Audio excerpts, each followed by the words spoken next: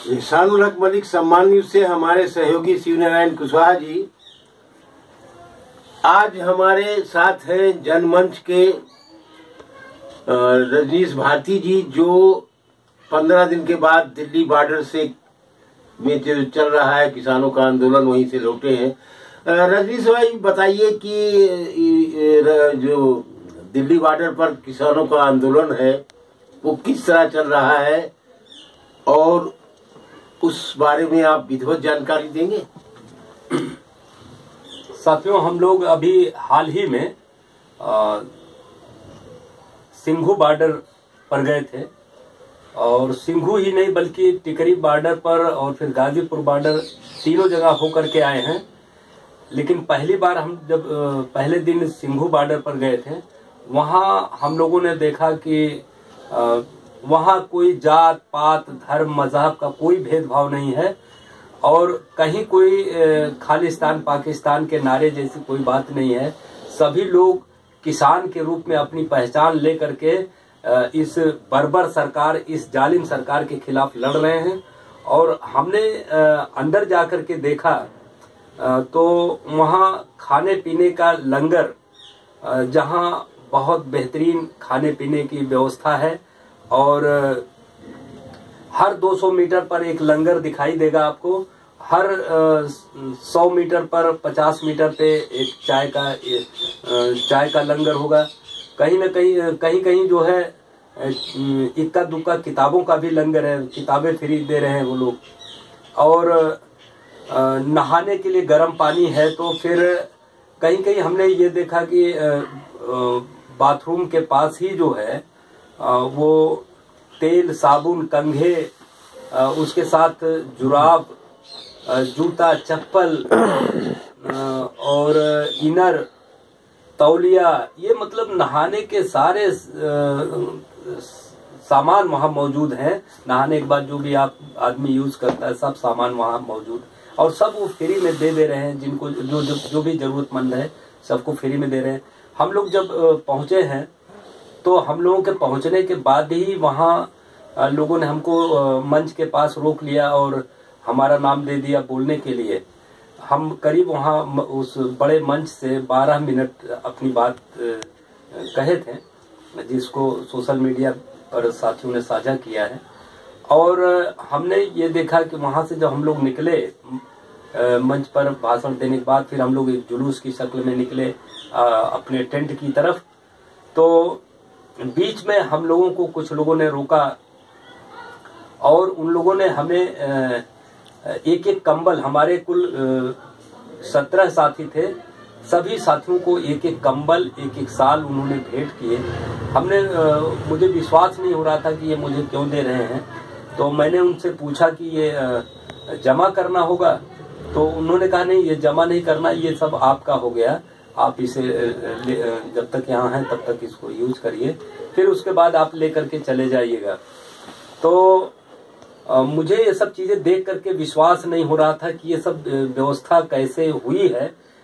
एक बारगी तो बाहर से देखने वाले व्यक्ति को ये लगेगा कि कहीं विदेशी फंडिंग हो रही है, क्योंकि इतना सब लाखों आदमी के लिए रहना, खाना, पीना, सोना सब फ्री, और यहाँ तक कि उनके लिए सारी सुविधा वहाँ मौजूद है। तो एक बार की लगता है कि कोई बड़ी कोई पार्टी, कांग्रेस या बीजेपी या विपक्षी पार्टी कोई बहुत बड़ी फंडिंग कर रही है, या कुछ लोग जो कहते हैं कि ये कोई विदेशी ताकत फंडिंग कर रही है। लेकिन जब मैंने अंदर जाकर के देखा वहाँ, तो एक नौजवान साथी से मुलाकात किया, तो और कई लोगों से मुलाकात किया। एक नौजवान साथी संगरूर जिले का करणदीप नाम का, उसने बताया कि उसका गांव जो है करीब 5,500 वोटर हैं। उन 5,500 वोटरों के बीच जब उसने कलेक्शन किया है तो बताया कि सिर्फ हम आधा गांव कलेक्शन कर पाए थे। 5 लाख रुपए एक गांव से इकट्ठा हो गया, सिर्फ आधा गांव कलेक्शन किया था, चंदा कलेक्शन किया था। तब समझ में आया कि नहीं, ये पूरा जो है ये कार्यक्रम किसानों ने अपने हाथ में ले लिया है। किसी सरकार के वो मोहताज नहीं है, किसी विदेशी फंडिंग के मोहताज नहीं है।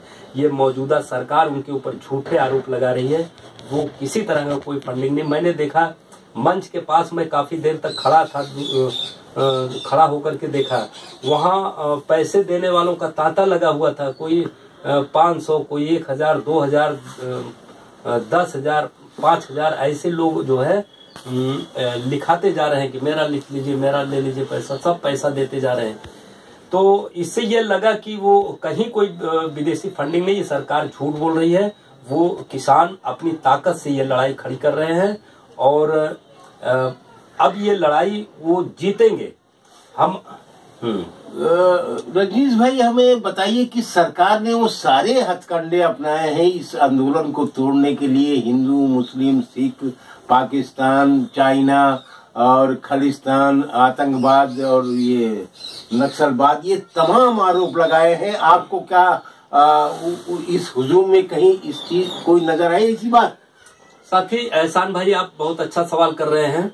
हम लोगों ने दूसरे दिन जो है जुलूस निकाल करके 18 किलोमीटर तक का सफर किया और फिर 18 किलोमीटर सफर करने के बाद फिर जब हम वापस आए 18 किलोमीटर, तो हम लोगों ने देखा पूरा 18 किलोमीटर लंबाई में और उससे के आगे भी लोग बता रहे थे कि उसके आगे भी टेंट वगैरह लगे हुए हैं और किसान करीब 12 किलोमीटर और आगे तक जो है वहां जमा हुआ है।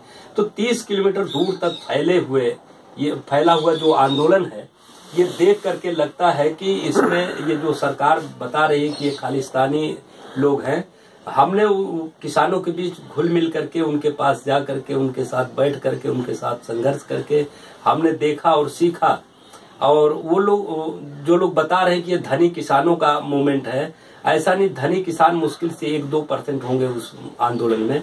कुछ लोग कह रहे हैं कि ये आरएसएस की जत्थेबंदियां हैं, वो सब झूठ बोल रहे हैं। वहां 95% जो है भूमिहीन, ये गरीब किसान और मध्यम किसान हैं, जो 95% की आबादी में वहां डटे हुए हैं। और इसमें कोई खालिस्तानी नहीं, कोई जो है पाकिस्तान का नारा नहीं। सब लोग जो है बल्कि इन सब चीजों के खिलाफ राष्ट्रभक्ति से भरे गीत गा रहे हैं। और सिर्फ एक चीज कि ये बीजेपी और जितने उसके समर्थन करने वाले पूंजीपति हैं उनकी आलोचना कर रहे हैं। और सबसे बड़ी बात यह है कि किसानों ने इस बात को समझ लिया है कि मौजूदा जो मोदी सरकार है, जो किसानों को बदनाम कर रही है, ये अडानी अंबानी जैसे बड़े बड़े पूंजीपतियों, बिल गेट्स जैसे बड़े बड़े विदेशी पूंजीपतियों के इशारे पर काम कर रही है, बल्कि उसकी बनाई हुई सरकार है। ये काले धन के जरिए बनाई गई सरकार है। इस बात को वहां का बच्चा समझने लगा है। यहाँ कोई भी इस तरह का जिस तरह से ये सरकार झूठ बोल रही है, वहाँ कुछ भी वैसा दिखता नहीं है कि वहाँ कोई खालिस्तानी, पाकिस्तानी ऐसा कोई समर्थक नहीं है, एक भी नहीं।